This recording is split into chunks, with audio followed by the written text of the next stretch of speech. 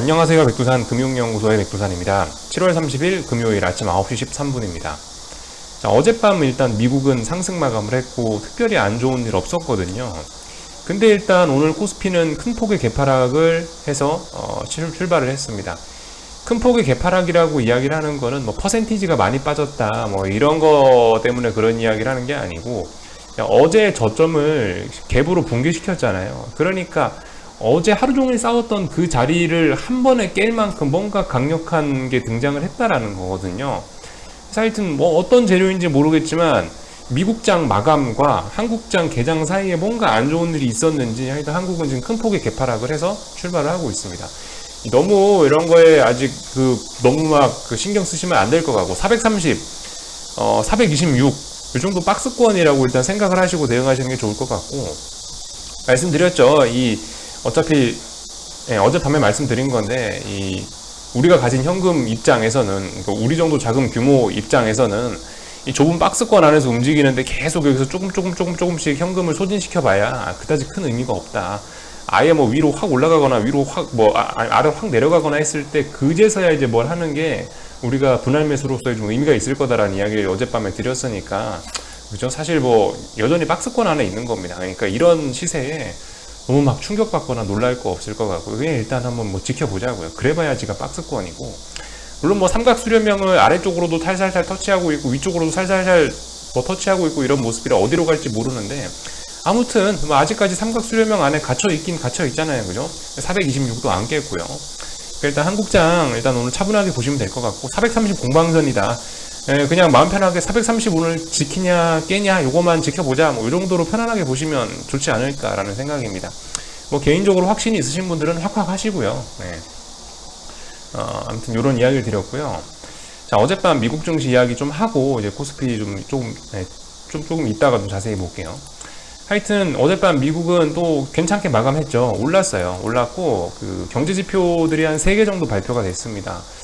사실 뭐 그런 경제 지표들이 그다지 뭐 어떤 핵심적인 그런 건 아니라고 생각을 하는데, 그래도 한번 경제 지표 부진에도 상승 마감이라 써 있으니까 한번 일단 내용만 좀 살펴보고 넘어가도록 하겠습니다. 보시면은 일단은 한 3가지 정도가 중요하다고 보는데요. GDP, 미국 2분기 GDP 성장률이 나왔는데 예상치가 8.5였는데 6.5가 나왔단 말이죠. 그럼 굉장히 안 좋았던 거죠. 경제성장 둔화 이런 걸 이야기할 수가 있겠습니다. 이니셜 잡리스 클레임 같은 경우는 380K가 예상치였는데 400K가 나왔으니까 이건 뭐예요? 실업수당 청구 건수잖아요. 신규 실업수당 청구 건수. 실업수당 380K만큼 청구할 줄 알았는데 400K 청구했으니까 안 좋아진 거죠. 경제성장이 둔화되고 있다라는 점이 나타난 거고, 펜딩 하우스 세일즈 요거 같은 경우도 0.3%를 예상을 했는데 마이너스 1.9가 나왔으니까 이것도 시장 예상치보다 크게 안 좋았죠. 전반적으로 경제지표 3개가 중요했는데 이 3개 전부 다 굉장히 안 좋게 나왔다는 겁니다. 근데 경제지표 부진에도 상승 마감이라고 써 있어요. 이렇게 생각하면 좋을 것 같아요.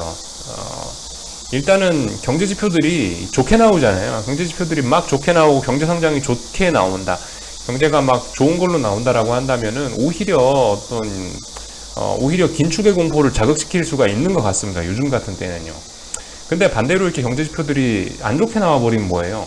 야, 연준이 또 테이퍼링을 못하겠구만, 또 긴축이 뒤로 미뤄지겠네 라는 논리를 갖다 대면서 또 주식시장 상승시킬 수도 있다는 겁니다. 근데 말씀드렸다시피 지금 이런 식의 이런 이야기는 그냥 그때그때 기자들이 갖다 붙이기 나름이고 그때그때 세력들이 갖다 붙이기 나름인 재료들이라서, 이런 것들은 그냥 기자가 그렇게 생각을 하는구나, 일부 투자자들이 그렇게 생각을 하는구나 라고 해서 참고만 하셔야 되지, 너무 이게 저런 경제지표라든가 뭐 이런 거에 대해서 너무 민감하게 반응할 필요는 없을 것 같습니다. 갖다 붙이기 나름이거든요. 뭐 경제지표 안 좋았다라고 해서 하락시킬 수도 있는 거고요. 경제지표 오늘 안 좋게 나왔는데 오히려 긴축이 멀어졌다 이러면서 또 올릴 수도 있는 거고. 근데 이제 어젯밤 같은 경우는 뭐 약간 그런 것 같아요. 야, 이거 긴축 못 하겠는데 라는 뭐 그런 생각을 했나 보죠. 그래서 어젯밤에 미국 주식시장이 또 신고가를 쓰고 뭐 그런 모습들이 좀 나온 것 같습니다. 뭐 이런 모습들이 나왔고, 미국 증시 그림을 보면은 대략적으로 이런 모습입니다. 조금 오르다가 장 후반에 조금 밀리긴 밀렸습니다. 나스닥은 조금 올랐고 S&P가 좀 많이 올랐죠. 뭐 이런 모습들이 나왔습니다. 하여튼 이제 미국 주식시장 이제 실적 발표는 다 끝났다고 보시면 되겠고요. 이제 중요한 이벤트도 다 끝났다라고 보시면 되겠습니다. 조금 있다가 뭐 부채 한도 협상 이런 이야기 하긴 할 건데 이 미뤄진다는 이야기가 있긴 있더라고요. 그러니까 사실상 중요한 이벤트는 다 끝난 게 아니냐라는 생각이 들긴 듭니다. 하여튼 그래서 미국 주식시장 어제 마감한 거 살짝 그림만 좀 살펴보고요. S&P 또 올랐어요. 그죠? 또 올랐으니까 어쨌든 뭐 어젯밤에도 고점을 높이고 이랬으니까 잘 올라가고 있는 거예요. 딱히 뭐 숏 이런 이야기 할 수 없습니다. 신고가 랠리 잘 하고 있고 나스닥은 뭐 잠깐 상승 일시정지 되고 있긴 하지만은 음봉도 아니고 상승 마감이니까 더 올라갈 수 있다라고 일단 보는 게 맞긴 맞겠죠. 이런 모습들이 나오고 있습니다. 그런 와중에 이제 변동성 지수도 한 번씩 체크는 해야 될 것 같은데 S&P 변동성이죠. 빅스 지수. 빅스 지수 이렇게 보시면은 뭐 특별한 일 없이 이렇게 잘 버티면서 아래쪽에서 어떤 물량들이 매집되는 모습들이 잘 나오고 있고 저점이 높아지고 있습니다. 아무튼 언젠간 한번 터뜨리겠죠. 언젠간 한번 터뜨릴 거예요. 힘이 잘 모아졌습니다. 근데 지금은 아니다. 이런 모습들 정도만 매일매일 체크만 하고 넘어가고 있습니다. 뭐 나스닥도 그래요. 나스닥 변동성 지수도 뭐 여기 어딘가를 지금 계속 지키고 있죠. 여기 어딘가에서 한 번 더 뭐 진바닥 만들고 나서 여기 올라가려나? 하여튼 뭐 잘 이렇게 좀 뭐 모아지는 모습이 보이고 있으니까 이게 어떤 하방 세력들의 매집 이런 식으로 이야기를 해도 뭐 그다지 틀린 거는 아닐 것 같아요. 이런 모습들이 좀 나오고 있습니다. 그냥 뭐 모습만 좀 참고하시라는 거고요. 시장이 아무튼 그 겉으로는 잘 올라가고 있는 것 같은데 뒤로는 뭔가 큰 거 한 방을 준비하고 있는 듯한 좀 더러운 모습이 보이는 것 같아서 빅스 지수도 한 번씩 같이 보는 거고 어젯밤 달러 인덱스는 또 다시 급락을 했습니다. 급락을 해가지고 쭉쭉 내려왔는데요. 일단 뭐 조정 중이라고 보여집니다. 계속 뭐 조정 중이고 여기 어딘가에서 어젯밤에 말씀드렸다시피 여기 어딘가에서 이제 반등 나오면서 올라가면은 이번에는 본격적인 이제 92.5를 지지력으로 삼아갖고 본격적으로 달러 강세가 나타날 거다. 뭐 이런 이야기 드리고 있죠. 하여튼 뭐 이 어제 FOMC에서 자꾸 긴축적인 이야기 하니까 뭐 달러 강세에 나올 수밖에 없을 겁니다. 다만 이제 지금은 그 약간 실망감 때문에 빠지는 게 아닌가 싶기도 해요. 지금까지 6월 FOMC에서 나온 재료를 갖고 이렇게 많이 오른 거잖아요. 이렇게 많이 올랐는데 이번 FOMC에서도 사실 어떤 이 테이퍼링 이야기나 이런 걸 세게 해줬으면 더 갈 수 있었겠죠. 근데 이번에 그런 이야기 하나도 안 했으니까 실망감으로 이렇게 좀 내려오는 것 같다라는 생각이 듭니다. 개인적으로는 근데 이렇게 내려오는 게 좀 필요하다라고 보긴 봤어요. FOMC 전날에 그러니까 FOMC 하는 그날 어젯밤이었나? 그죠? 어젯밤쯤에 달러 인덱스가 막 장대 양봉으로 급등하고 있었는데 얘가 그렇게 급등하고 있으면은 약간 이제 본격적으로 기울기를 가파르게 하면서 슈팅을 주겠다 이런 느낌으로 좀 보이긴 보였거든요. 슈팅하면 솔직히 좀 그죠? 저는 안 좋다라고 생각을 하고 있는데 슈팅이 나오는 게 아니고 오히려 이제 여기서 조정을 주기로 마음을 먹었으니까 저는 오히려 장기적으로 조금 멀리 갈 생각이 있나 보다라고 이렇게 일단 받아들이면서 보고 있습니다. 조정이 나와야 될 때 조정이 나오고 있다라고 일단 보고 있어요. 근데 그 조정이 좀 가파르긴 하네요. 아무튼 뭐 든든한 재료가 있으니까 지금 미국만 성장하고 있잖아요. IMF 보고서 보여드렸다시피 미국만 성장하고 있고 유로존은 죽손 먹고 있기 때문에 달러 강세는 필연적이다라고 보고 있습니다. 다만 이제 언제 어떻게 갈 거냐 이제 그런 부분을 이제 잘 알 수가 없어서 그런데 자꾸 이렇게 중간중간에 괴롭히고 있는데 하여튼간 달러 강세는 필연적인 것 같다 이런 이야기. 달러 강세가 이제 저희가 이제 숏을 강하게 계속 물고 늘어지는 그런 메인 핵심적인 요소니까 하여튼 이런 부분 잘 보시면 좋을 것 같아요. 그래서 하여튼 어젯밤에 그죠? 이런 모습이 원달러 환율 이런 모습이에요. 자연스럽게 내려왔어요. 자연스럽게 내려왔어. 달러가 하락하니까 당연히 원달러 환율도 이런 식으로 내려오는 게 자연스러운 모습입니다. 특별한 거 이상한 거 없고요. 하여튼 뭐 45원 정도 자리를 지켜야 되는데 일단 44원 정도 와 있네요. 근데 보니까 일단 여기 어디서 일단 멈출 건가? 여기 어디서 조정을 멈출 건가 싶은 생각이 좀 들긴 듭니다. 대략적으로 원달러 환율은 지금 이런 식으로 좀 박스권 정도 일단 놓고 보시면 될 것 같긴 한데요. 이 자리가 한 1140원 정도? 41원? 40원 정도 되는 것 같아요. 대략적으로 이게 박스권 정도 보시면 될 것 같고 원달러 환율도 하여튼 그랬다고요. FOMC 회의 날에 막 급등했었다고요. 보시면 위에 꼬리 보이시죠? 위에 꼬리. 이까지 다 양봉이었다고요. 이게 만약에 이렇게 마감을 했었더라면 원달러 환율 급등으로 가는 거였는데 이렇게 되면은 원달러 환율도 그죠? 좀 그 힘을 좀 소진하는 상승의 힘을 좀 소진하는 그런 게 있었을 텐데 아무튼 상승의 힘을 소진하지 않고 밀려야 될 때에서 적당히 밀리는 모습을 나오고 있으니까 얘도 위쪽으로 이렇게 목표치가 좀 많이 열려 있나 보다라고 뭐 일단 이런 식으로 생각하면서 지켜보고 있습니다.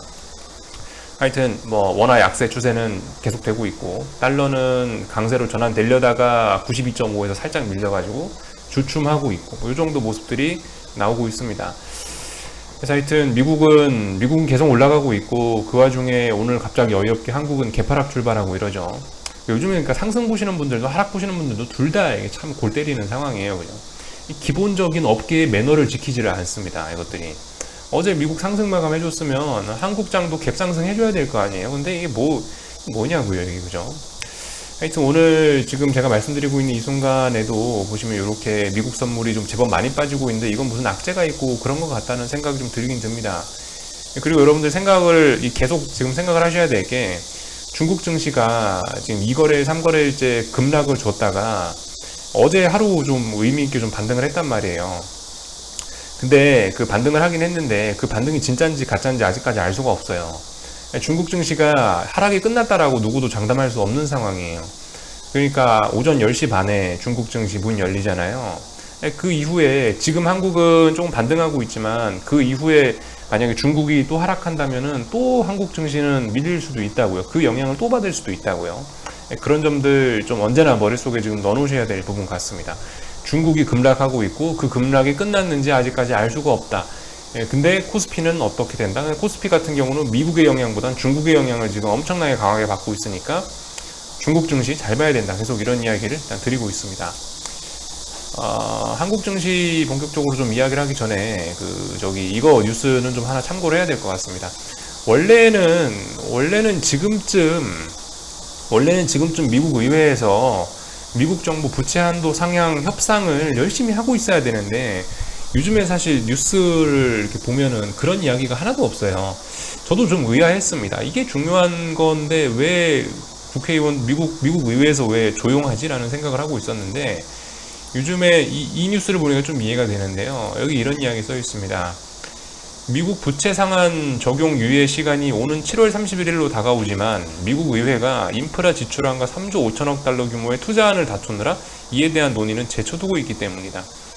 그죠? 여러분들 사실 7월 31일까지 한도가 정해져 있는 거, 이거를 빨리 먼저 논의를 하는 게 이게 상식인데, 하여튼 정치권들은 어느 나라나 다 똑같은 것 같아요. 자기네들 이익을 챙기기 위해서인지, 자기네들 지지율 뭐 이런 게 더 중요해서 그런지, 아무튼 인프라하고 그죠?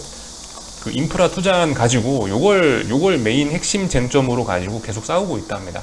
그러니까 지금 그 부채 상한 적용 유예 부채 상한 협상 요게 더 중요한 것 같은데, 당장 눈앞에 다가와 있으니까.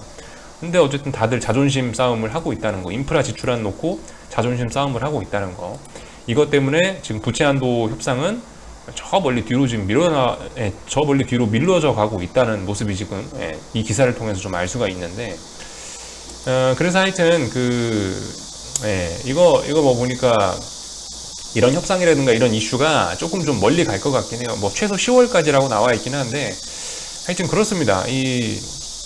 이런 모습들이 좀 나오고 있고, 최소 뭐 10월 달에는 협상이 나오고 있다, 이런 이야기 나오고 있고, 잘 모르겠어요. 지금 이게 어떻게 진행이 되려나 잘 모르겠는데, 솔직히 지금 이제 미국 국회에서 이거 협상하지 않고 가만히 있으면 디폴트가 되는 게 맞긴 맞거든요. 여기 써 있죠. 옐런은 만약 한도가 상향되지 않거나 연장되지 않을 경우 디폴트를 막기 위해 내달 2일부터 비상조치 단행하겠다고 하고 있거든요. 이것만 돼도 솔직히 증시에는 별로 안 좋을 거거든요. 증시는 별로 안 좋을 건데, 모르겠습니다. 어떤 조치를 취하고, 또 이런 조치가 아마 증시에 좀 영향을 미치겠죠. 근데 하여튼 별로 증시에 좋지는 않을 것 같아요. 이게 지금 국회 내에서 이루어지는 일이라 가지고 제가 뭐 미국 정치권을 잘 아는 게 아니라 어떻게 되려나 잘 모르겠습니다. 하여튼 다만 협상은 안 하고 있다는 거, 그리고 불발될 가능성이 높겠죠. 제 생각엔, 그리고 이 내달 2일부터 비상조치 단행, 결과적으로 비상조치로 정부가 운영될 가능성이 좀 높아 보이긴 합니다. 아무튼 글쎄요, 당장 비상조치를 한다고 해서 증시가 뭐 큰 충격을 받거나 그러지는 않을 것 같습니다만은, 근데 이런 비상조치라든가 이러한 부채 상한 협상이 이게 좀 딜레이가 된다면 어쨌든 이 언젠가는 좀 시장을 한번 크게 박살낼 만한 재료로 작용할 수도 있지 않을까라는 생각이 들긴 들어요. 말씀드렸다시피 요즘 주식시장이 워낙 좀 역사적으로 비싼 상황이라서 자그마한 재료도 그게 크게 반영이 될 수도 있다라는 생각을 좀 하고 있어서 하여튼 좀 그런 부분들 좀 우리가 좀 조심해서 봐야겠다. 그래서 하여튼 뭐 보시면은 옐런 장관은 10월 1일이 재정 지출이 크게 늘어날 때라서 이때가 데드라인이 될 수 있다라고 경고했다라고 이야기하고 있죠. 솔직히 정치권의 일을 뭐 제가 어떻게 알겠습니까, 그죠? 그래서 다만 이제 그 중요한 이슈가 이제 아무튼 다 끝났다라는 거. 지금 7월 말에 있는 세 가지 이슈들 다 끝났다. 기업 실적 발표, FOMC, 부채 한도 상향 이 이벤트 3개까지 해서 일단 하여튼 다 끝났다라는 거. 중요한 이벤트는 다 끝났고요. 이 이슈가 하여튼 어떻게 반영이 될지 잘 모르겠습니다. 어떤 딱 특별한 일이 있어갖고, 특별한 이슈가 그날 딱 터져갖고, 그날부터 해서 뭐 증시가 어떻게 움직이기보다는 이거는 약간 당뇨병처럼 그렇게 작용을 할 것 같다라는 생각이 좀 들긴 드네요. 증시의 상방을 좀 제한하는 그런 재료로서 좀 활용되지 않을까? 이게 10월까지 이렇게 밀려난다라고 하면요. 어쨌든 그 사이에 계속 미국 정부가 비상조치로 비정상적으로 운영을 될 테니까 그런 것들이 좀 증시에 악영향을 미치지 않을까 은근히 뭐 그 정도 생각을 좀 해보고 있습니다. 자세히 좀 아시는 분들은 미국 정치권에 관해서 이런 이슈에 관해 잘 아시는 분들은 좀 답글 달아주시면 좋을 것 같고요. 하여튼 뭐 저는 이렇게 보고 있어요. 당뇨병처럼 그렇게 작용할 수도 있을 것 같다라는 생각 정도 하고 있습니다. 그래서 하여튼 중요한 이벤트들은 다 이제 어쨌든 지나간 가운데 이제 뭐 철저한 수급 싸움이죠. 이제 외국인이 사면 오르고 외국인이 팔면 떨어지고 그리고 뭐 하여튼 특별한 이슈가 부재한 그런 상황입니다. 이제 철저한 주식시장 눈치 보기 다시 평상시 눈치 보기 장으로 돌아왔는데요. 이슈는 없어지고 하여튼 그렇습니다. 오늘 아침에 아무튼 개파락이 좀 심하긴 심했어요. 어제 저점을 붕괴시킬 정도로 개파락이 좀 심했기 때문에 보시면 그래서 이제 콜옵션들이 또 무너졌죠. 콜옵션들이 또 보시면 콜옵션들이 7월 28일 날 이 양봉이 좀 중요했거든요. 그래도 근데 보시면 시가를 완전 붕괴시키면서 이미 시작을 해버려가지고 보시면 또 저점이 낮아지고 있죠. 근데 보니까 지금 당장 이게 어떤 막 변동성을 확대시키거나 그럴 모양은 아닌 것 같아요. 보니까 조금씩 그러니까 지금 콜옵션 꼬라지를 보시면 이런 식으로 좀 은근히 이런 식으로 죽이고 있죠. 막 갑자기 팍팍팍 이런 식으로 해서 급락을 주는 게 아니고 이런 식으로 해서 은근히 죽이고 있거든요. 하여튼 이렇게 은근히 죽이면은 어쨌든 뭐 계속 우리 입장에서는 그저 반등시 매도 전략 쓸 수 있겠죠. 아무튼 콜옵션이 이런 식으로 계속 아래쪽으로 쳐지면은 최소한 이제 지수 상방은 제한되는 거니까 최소한 지수 상방 제한되고 오르더라도 별 재미없게 오르는 걸 테니까 우리 입장에서는 계속 뭐 반등시 매도 전략을 쓸 수 있는 어떤 근거가 되는 것 같습니다. 콜옵션 꼬라지 보면요. 뭐 이런 모습들 나오고 있고 하여튼 뭐 급락을 할 수도 있는데 당장 급락하지는 않네요. 그죠? 이런 중요한 자리를 붕괴시키면은 보통 이제 원웨이 하락 이런 게 나올 수도 있는데 근데 뭐 원웨이 풋장 이런 게 쉽게 나오지는 않네요. 하여튼 지금 당장 변동성을 확대시키기는 싫은가 봅니다. 뭔가를 기다리고 있는 듯한 모습. 아무튼 근데 이런 모습들이 뭐겠어요. 결과적으로 뭐 누군가 숏을 매집하거나 이러니까 이제 이런 모습들이 나온다라고 생각을 하고 있습니다. 하여튼 이런 식으로 보고 있고 풋옵션들 쪽 같은 경우는 제가 예전에 말씀드렸던 게 요즘에 이게 풋옵션이 이평선이나 이런 게 이제 수평으로 쫙 펴지는 게 좋긴 한데 이평선들이 수평으로 움직이는 게 좋긴 한데 너무 좀 변동성이 좀 크지 않냐라는 이야기를 좀 드렸잖아요. 이게 매집을 하는데 변동성이 이렇게 크면은 매집이 안 되거든요. 그래서 좀 변동성이 좀 줄어들어야 된다라고 이야기를 드렸는데 이제 약간 변동성은 좀 줄어든 듯한 그런 모습들이 나오고 있습니다. 예전에 이렇게 움직이다가 이제 이 정도권에서 움직이고 있죠. 풋옵션들도 이제 변동성이 살살살 줄어들고 있고 21선 부근에서 안정적으로 이렇게 잘 놀고 있거든요. 어쨌든 조만간 뭔가 한번 폭발할 일이 나긴 날 것 같습니다.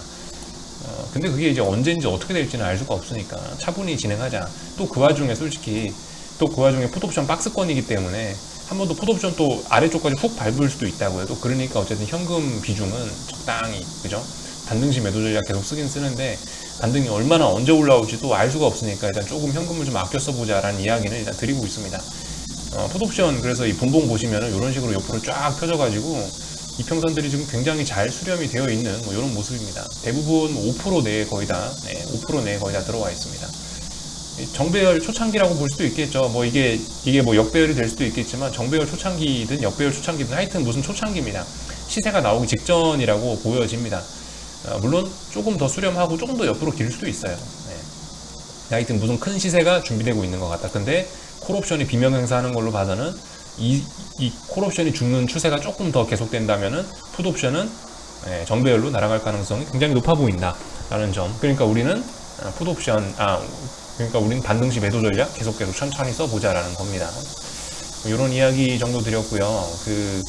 아무튼 계속 말씀드리지만 이번 주 이제 금요일인데요. 주봉 그림 한 번씩 좀 보시는 것도 좋을 것 같아요.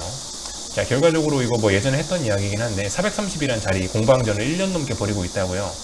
그래서 지난번에 430을 돌파한 척 했었는데 갔었어야 됐다고요. 이제 430 돌파한 척 했으니까 위로 갔어야 되는데 근데 지금 가지 못하고 밀렸단 말이죠. 가지 못하고 7월 9일, 요 7월 첫째 주쯤인가 이날 430을 깼어요. 그리고 2주간 반등답지 않은 반등이 뭐 비리비리하게 올라온 상태고요. 이런 모습이니까 2주간 어쨌든 430에서 또 버텼단 말이에요. 근데 지금 이제 2주 지나고 이제 이번 주에 430을 이렇게 확실하게 깬다라고 한다면은 여러분들 이제 상방으로는 이제 거의 끝났다라고 봐도 괜찮지 않을까라는 생각입니다. 너무 위쪽으로 저항이 너무 많이 생겼어요. 너무 위쪽으로 저항이 많이 생기고 또 그 재료도 있지 않습니까? 이제 뭐 긴축으로 어쨌든 한 발자국 우리의 기대치는 못 미쳤지만 긴축으로 어쨌든 한 발자국씩 더 가까이 가고 있기 때문에 달러 강세 이런 거를 생각을 해보면은 결과적으로 이 위쪽에 이제 더 이상 위쪽으로 올라가는 건 어렵고 방향성은 아래쪽으로 갈 가능성이 높겠죠. 뭐 모릅니다. 오늘 갑자기 또 430도 회복할 수도 있겠죠. 또 장 막판에 급등해서. 그러니까 뭐 특별한 이야기는 하지 않고 일단 지켜보긴 할 건데, 근데 일단 무슨 악재가 있는지 어쩐지 모르겠지만 일단 분위기가 굉장히 안 좋긴 합니다. 미국 선물도 1%씩 빠지고 있고, 이런 분위기라면 최소한 중국 증시도 오늘 재차 한번 급락이 나올 가능성이 높겠죠. 그런 점들 생각해 보셔야 되긴 할 겁니다. 그래서 하여튼 이번 주 중요한 건 430 공방전을 그래서 훌륭하게 끝낼 거냐 말 거냐. 이번에 430 무너지면 굉장히 꿀쩍지근해집니다. 그림 굉장히 안 좋아집니다. 이 추세 전환 가능성이 위쪽에서 어마어마한 저항이 쌓였다라고 보시면 될 것 같아요. 그리고 426, 425 이 정도 자리 붕괴시켜 버리면은 본격적으로 넥라인까지는 갈 수 있을 것이라고 일단 보고 있습니다. 넥라인 400짜리거든요. 대충 400입니다. 한 403 이 정도가 중요한 자리인데 이번에 425 정도 붕괴가 되면은 뭐 넥라인 정도까지는 한번 갈 수도 있지 않을까라는 생각을 좀 해보면서 보고 있어요. 그러니까 지금 증시가 하여튼 굉장히 좀 더럽게 움직이고 있습니다. 삼성전자를 비롯한 대형주들 다 꺾이고 있고 풋옵션들이 저렇게 강하게 버티고 있고 원달러 환율은 1150원이 넘어서까지 올라왔는데도 불구하고 지금 저렇게 버티고 있거든요. 저건 둘 중 하나일 거예요. 이 모든 악조건들을 딛고 앞으로 급등을 할 거냐, 정말 증시가 강해서 저렇게 버틸 가능성이 1번이고요. 아니면 2번이죠. 감히 버티면 안 될 자리에서 버텼으면 이제 엄청나게 혼나야 되겠죠. 가능성은 두 가지일 거예요. 지금 어쨌든 주식시장과 코스피 지수 하나하고 대형주라든가 환율 이런 것들이 디커플링 돼 있거든요. 지금 뭔가 좀 안 맞아요. 뭔가 안 맞는데 언젠가 하여튼 이게 이제 커플링이 되겠죠. 누가 크게 움직이든 간에 하여튼 누군가 크게 움직여서 커플링이 되긴 될 겁니다. 이 뭔가 이상한 거를 해결을 해 주겠죠. 언젠가는. 주식이 크게 내려와서 커플링 될 수도 있는 거고, 아니면은 뭐 대형주라든가 환율이라든가 이런 게 크게 움직이면서 주식시장을 따라갈 수도 있는 거고, 하여튼 뭐 가능성은 둘 다 열어놓고 보긴 보겠습니다. 근데 일단은 아래쪽으로 지금 많이 유리하긴 많이 유리하다, 이런 이야기 드리겠습니다. 코스닥 시장도 뭐 나쁘지 않네요. 코스닥 시장도 뭐 계속 천천히 반등시 매도 전략 뭐 가능할 것 같고요. 그래서 일단 여기까지 하겠습니다. 궁금한 거 리플 남겨주시고요. 또 저녁에 뵙도록 하겠습니다.